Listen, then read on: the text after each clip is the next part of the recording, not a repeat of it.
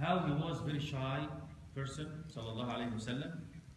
He was full of shyness. Nowadays, subhanallah, you go to in a gym or something, you see men naked, all completely naked in front of each other. Or it's, I was not in the women's side, but, but I'm sure women doing the same thing. I'm sure they are doing, the men doing like this, I'm sure on the other side they are doing that. Without any kind of shyness or shame or anything, they can show their private parts to each other like this, subhanallah. Yeah. Rasulullah sallallahu alayhi wa sallam, before he is the bathroom, or before it was no bathroom like now. We have 4 walls and door and you're covering yourself, alhamdulillah. But before he used to go far away, distance from the city or something, in the desert, he used to do that. Sallallahu alayhi wa sallam. Before he used to sit, he used to cover himself very good, and then he used to sit, to cover his awrah, sallallahu alayhi wa sallam. There are too many adab in Islam about the fiqh of this. First of all, when you go to the bathroom, of course, or calling that the toilet nature, don't urinate toward the qibla. You cannot do that. And don't even spit toward the qibla. You cannot do that. But what about our bathroom nowadays? Some of them toward the qibla. The scholar, they said it's okay because you already have 4 walls. That 4 walls is not an open area, Also, Islam is telling you if you are urinating outside, you have to go, don't go stand opposite of the wind, because all they're going to come to you back.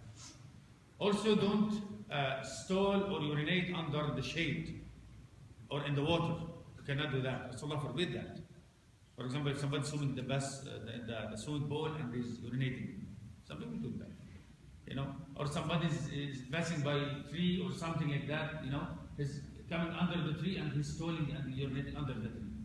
Rasulullah forbid that. Or even, if you see cracks in the ground like this, don't do it in the cracks too, inside the cracks, in this crack. Because maybe there is certain insect or jinn or something going to come and hurt you. All of that, this is the adab, This is the adab which is Rasulullah sallallahu alaihi wasallam is teaching us during your calling the natural call, which is the bathroom or something like this. This is some of the adab of Rasulullah sallallahu alaihi wasallam. And also, they said, كان إذا جاءه أمر يسر به خر ساجدا شكرا لله سبحانه وتعالى. When he get a good news, sallallahu alaihi wasallam, and makes him so happy, what he used to do? No, nowadays they open champagne, or say, hey, like this, and they stand and they do something haram. Let's go to fun, make fun tonight.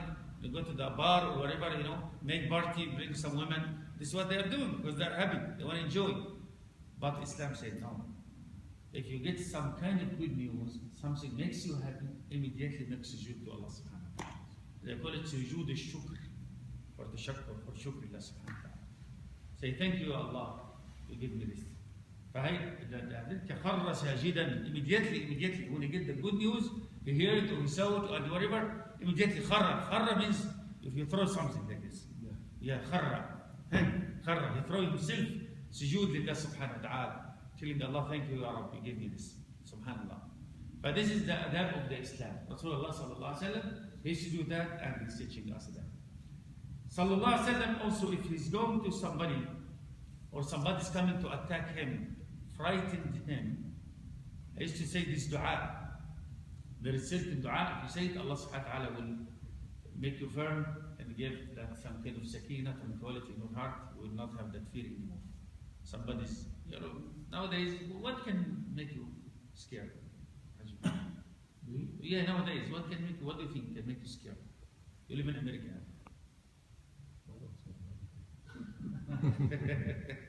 Yes, of course, alhamdulillah, we are in big ni'mah here, alhamdulillah.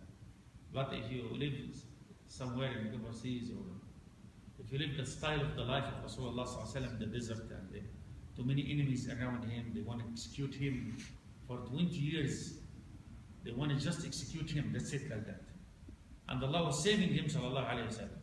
But he said, sallallahu alaihi wasallam, if you feel that somebody gonna frighten you or attack you or bother you or harm you, in any way, subhanallah, you have to say this dua. Allahumma inna naj'aluka fi nuhurihim wa na'udhu bika min shururihim.